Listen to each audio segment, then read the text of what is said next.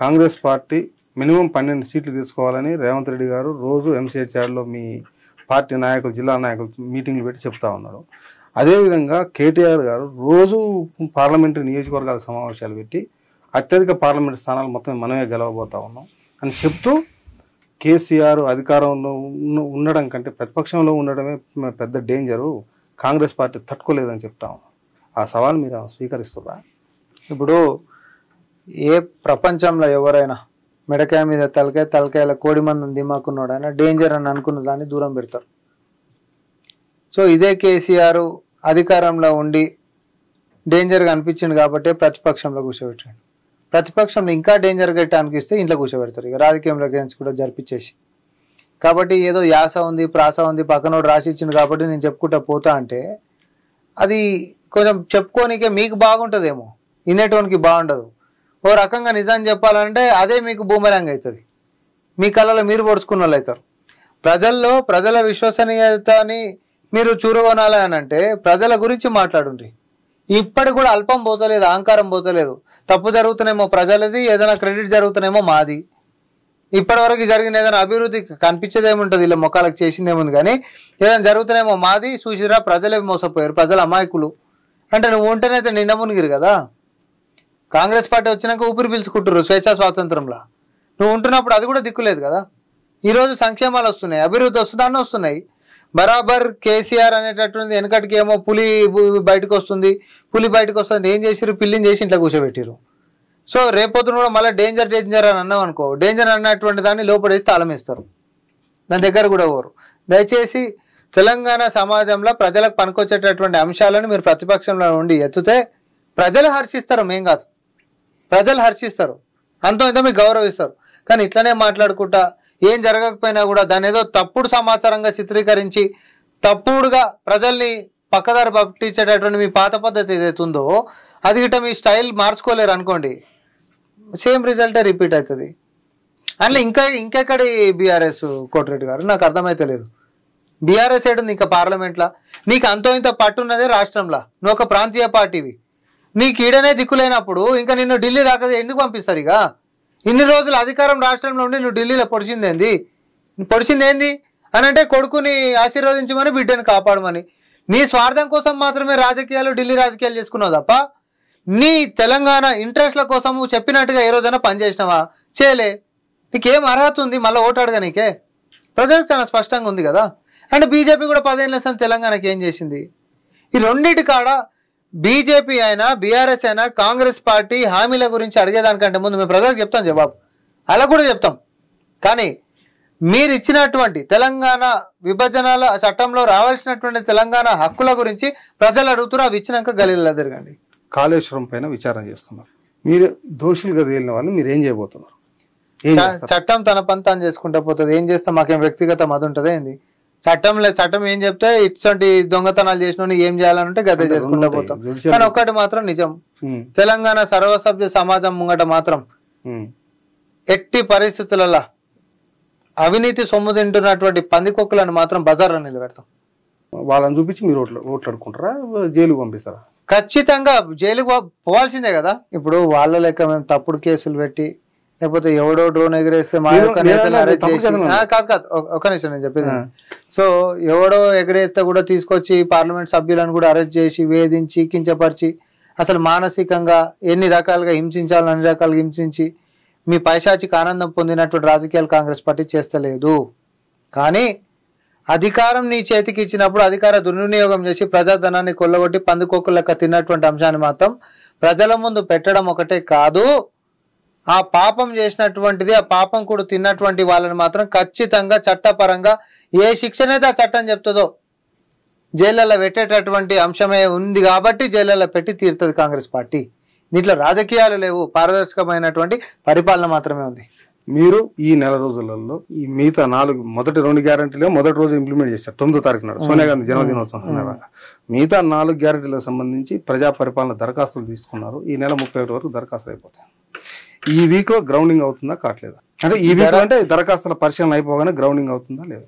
ముఖ్యమంత్రి గారి యొక్క ఆదేశాల మేరకు ఈ నెలాఖరు కల్లానే అన్నిటినీ కూడా సిస్టమ్లలో ఎంటర్ చేయాలి. అంటే డేటా ఎంట్రీ అంటాం కదా. సో ఫిజికల్ గా కాపీలు వచ్చినాయి, అవన్నిటిని కూడా డేటా ఎంట్రీ జరగాలి, సమయం పడుతుంది. కోట్లలో వచ్చినాయి, అసొంటప్పుడు అన్నిటిని కూడా చేయాలంటే సమయం పడుతుంది. కాబట్టి అది కూడా నిర్ణీత సమయంలోనే ఈ నెలాఖరుకల్లానే అదంతా అయిపోవాలని చెప్పి క్యాబినెట్ సబ్ కమిటీ చేసిండ్రు. దీనికంటే ఎక్కువ మా చిత్తశుద్ధి ఎండ్ల చూపెట్టాలి మేము. ఇక చిత్తశుద్ధి గ్రౌండింగ్ అవుతుంది కదా, చిత్తశుద్ధి ప్రాసెస్ లో బాగా ఫస్ట్ అయితే ఎంటర్ అయిన తర్వాత కదా అరువులు ఎవరు, ఎలిజిబిలిటీ ఎవరికి ఉంది, ఏ సమస్యల మీద దరఖాస్తులు ఇచ్చారు. కొంతమంది డబుల్ బెడ్రూమ్లు అంటారు, కొంతమందికి సిలిండర్ కావాలంటారు, కొంతమందికి ఏమో లేదు సార్ మా గల్లీలో మోరి వంగుతుంది అని అంటారు. సో సమస్యలన్నింటినీ కూడా కేటగరైజేషన్ గా కేటగరీస్ కిందకి తీసుకొని పోయి ఆయా ప్రయారిటీస్ తోటి చేసుకుంటే పోవాలి కదా. సో ప్రొసీజర్ అనేది స్టార్ట్ అయిపోయింది. ఆ ప్రొసీజర్ అనేటటువంటిది కూడా ఎక్స్పీడియేట్ చేయాలనేటటువంటి చిత్తశుద్ధి మా గౌరవ ముఖ్యమంత్రి గారు క్యాబినెట్ సబ్ కమిటీ వేసి చూపిస్తారని నేను చెప్తున్నా. 31వ తారీఖు నాడు అయిపోతుంది, 1వ తారీఖు నాడు స్కీమ్ డబ్బులు ప్రజల చేతికి అందుతున్నాయని నేను అడుగుతాను. డేటా ఎంట్రీ నెల ఆఖరికల్లా అయిపోయినప్పుడు డేటా ఎంట్రీ కాగానే ఎవరు ఎలిజిబుల్ ఏంది అనేటటువంటి అన్నీ అయిపోతాయా? ఇప్పుడు నేను చెప్పేసి అందే ముందు వచ్చే వారం కదా నేను కేసీఆర్ అనుకోరి, నేను పుట్టిందే మీ దానికోసం విజయానికినేమో, రేపు సాయంత్రం చూడరు పడతాయనంట, అయిపోతుందా? ఎరువులు లెక్క. అసలు నేను పుట్టిందే మీ అందరికి ఎరువులు ఇవ్వనీకేనేమో, కాబట్టి ఇగో మీ అందరికి పడిపోతాయి పొరి అనంటే పాలాభిషేకాలు చేసారు నెక్స్ట్ డే. ఇప్పుడు మేము కూడా కాంగ్రెస్ పార్టీకి నుంచి డిక్లేర్ చేయగానే పాలాభిషేకాలు అన్నీ జరుగుతాయేమో, కానీ మాట ఇస్తే మాట మీద నిలబడేటటువంటి పార్టీలు ఉన్నాం మేము. ఇప్పటి వరకు ఎరువులు రాలే, ఈ యాసంగి రైతు బంధు ఈ రోజు కూడా పడలే, మీ గవర్నమెంట్ వచ్చింది కానీ ఇప్పటికి కూడా పడలే. రెండోది రుణమాఫీ ఆ గవర్నమెంట్లో జరగాలి, ఇప్పుడు ఈ గవర్నమెంట్లో జరుగుతుందా లేదో చూడాలి, అది మీరే చెప్పాలి. రైతు భరోసా అనేటటువంటిది పడుతూనే ఉంది, పడలేదు అనేటటువంటి అంశం కూడా లేదు. కొంతమంది ఎక్స్టెంట్ ఎక్కువ వాళ్ళకి ఇంకా పడలేదు అనేటటువంటి ఒకటి మనం వింటున్నాం. అదే క్రితం సంవత్సరం కూడా డిసెంబర్ ఎండ్కి మొదలైతే మార్చ్ ఎండ్ దాకా పడ్డాయి. వాళ్ళంతా డిలే మేము ఏం చేయము, అందుకనే ముందే పడిపోతున్నాయి మొత్తం కూడా అందరు ఎక్స్టెంట్ వాళ్ళకి కూడా. పాత పద్ధతిని మేము ఎందుకు అవలంబించినామనంటే కొత్త పద్ధతి పేరు మీద డిలే చేస్తే ఈ టర్మ్ మొత్తం మిస్ అవుతట్టుంది, ఇచ్చిన మాట తప్పేది లేదు, రైతులకు ఇబ్బంది కలిగించేది లేదని చెప్పి ఆ పద్ధతి మేము అనుసరించినాం. రైతు రుణమాఫీకి సంబంధించి కూడా విధి విధానాలు చాలా ప్రయారిటీగా తీసుకోవాలనేటటువంటిది జరిగింది. మాకు 100% నమ్మకం ఉంది. మేము ఇచ్చినటువంటి 100 రోజుల లోపట్నే, పార్లమెంట్ ఎన్నికల కంటే లోపట్నే రైతుల యొక్క రుణమాఫీ జరగబోతుంది.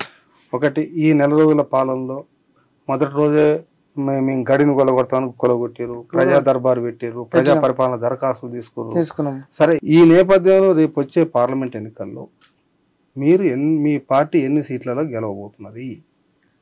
ఈ రాష్ట్రంలో 17 సీట్లు ఉన్నాయి. 17 సీట్లలో కూడా కాంగ్రెస్ పార్టీ గెలవడానికే అన్ని విధాలుగా కృషి చేస్తుంది. అత్యధిక స్థానాలలో ఆల్రెడీ ఇప్పుడు మొన్నటిదాకంటే హైదరాబాద్లో మాకు ప్రతికూలమైనటువంటి రిజల్ట్ వచ్చింది. ఎందుకనంటే కాంగ్రెస్ పార్టీ రాదేమో అనేటటువంటిది బీఆర్ఎస్ పార్టీ పూజ చేసినటువంటి నరేటివ్. కానీ సంక్షేమాలలో మాకు హైదరాబాద్లో రాలేదు కాబట్టి మేము తక్కువ చేస్తాం, బయట వచ్చినాం కాబట్టి ఎక్కువ చేస్తామని తేడా చూపిస్తున్నామా? చూపిస్తలేం కదా. ఎక్కడైనా కూడా కులాలు కానీ, మతాలు కానీ, ప్రాంతాలు కానీ, లేకపోతే బంధుప్రీతిలు కానీ, లేకపోతే ఇంకోటి కానీ ఏ తేడా లేకుండా సమస్యలలో ఉంటున్నటువంటి ప్రజలకి, అర్హులందరికీ కూడా సంక్షేమాలను అందిస్తున్నటువంటి కాంగ్రెస్ పార్టీ మీద ప్రజలు అపారంగా నమ్మకం పెంచుకున్నారు. ఈ నమ్మకాన్ని నిలబెట్టుకోవడమే కాదు, వారి యొక్క అభిమానాన్ని కూడా ఓటు రూపంగా రేపొద్దున రాబోయేటటువంటి పార్లమెంట్ ఎన్నికలలో చూపించబోతున్నారు. మేము మాట్లాడేది తక్కువ ఉంటుంది, మేము చేసి చూపించేదే ఎక్కువ ఉంటుంది. కాబట్టి బ్రహ్మాండంగా రిజల్ట్ అనేది అత్యధికంగా డజానికి ఒక్కటి కూడా తక్కువ కాకుండా ఎక్కువనే కాంగ్రెస్ పార్టీ కొట్టబోతుంది. ఎంతో మంది రాష్ట్రంలో జరుగుతున్నటువంటి పరిస్థితులని మరి తమ వంతుగా, అంటే వాళ్ళకి నచ్చినట్టుగానో, లేకపోతే ప్రభుత్వ పక్షాన్నో, లేకపోతే ప్రతిపక్షం వైపో, లేకపోతే వాళ్ళకి నచ్చినటువంటి వ్యక్తుల వైపు కొంచెం అంటే ఇంక్లైన్ గా పోతున్నటువంటి ఇలాంటి సమాజంలో నిష్పక్షపాతంగా ప్రభుత్వంది ఏదైనా చేసింది ఉంటే చేసింది అన్నట్టు, చేయలేదు అని అంటే చేయలేదు అన్నట్టు, ప్రజలు కష్టాలలో ఉంటే కష్టాలను ఎత్తి చూపాల్సిందే. అదే మా యొక్క జర్నలిజం యొక్క నైతిక విలువలు అనేటటువంటి ఒక సమాజానికి సందేశాన్ని ఇచ్చుకుంటా, ఈరోజు చిన్నగుందా పెద్దగుందా అనేటటువంటిది కాదు, మేము ఇచ్చేటటువంటి సందేశంలో ఎంతవరకు నైపుణ్యం ఉంది, ఎంతవరకు నిజాయితీ ఉంది, ఎంతవరకు నిజం ఉంది అనేటటువంటి దాంతో విధాత న్యూస్ మన అందరి ముంగడి కూడా వచ్చింది. ఈ యొక్క ఛానల్ని అందరూ కూడా సబ్స్క్రైబ్ చేసుకోవాల్సిందిగా, ఈ పేపర్లలోనేమో రోజువారీ జరుగుతున్నటువంటి అన్ని సమాచారాలను కూడా చదువుకోవాల్సిందిగా, అదే రకంగా యూట్యూబ్ ఛానల్ని కూడా మన అందరు సబ్స్క్రైబ్ చేసుకోవాల్సింది. అదే రకంగా విధాత.com అనేటటువంటి వెబ్సైట్లో కూడా జరుగుతున్నటువంటి అన్ని సందర్భాలను కూడా తెలుసుకునేటటువంటి సౌకర్యం మనకి ఒక ఛానల్ ఇస్తుంది. నిజాలు నిర్భయంగా మాట్లాడేటటువంటి వ్యక్తులు చాలా అరుదుగా ఉన్నారు, కానీ అరుదైనటువంటి వ్యక్తులు విధాత న్యూస్లో ఉన్నారు అనేటటువంటిది మాత్రం నిజం. అందరూ కూడా దీన్ని సబ్స్క్రైబ్ చేసుకోవాల్సిందిగా కోరుకుంటూ ధన్యవాదాలు. Thank you. మా స్టూడియోకి వచ్చి చాలా విలువైన సమయాన్ని కేటాయించినారు.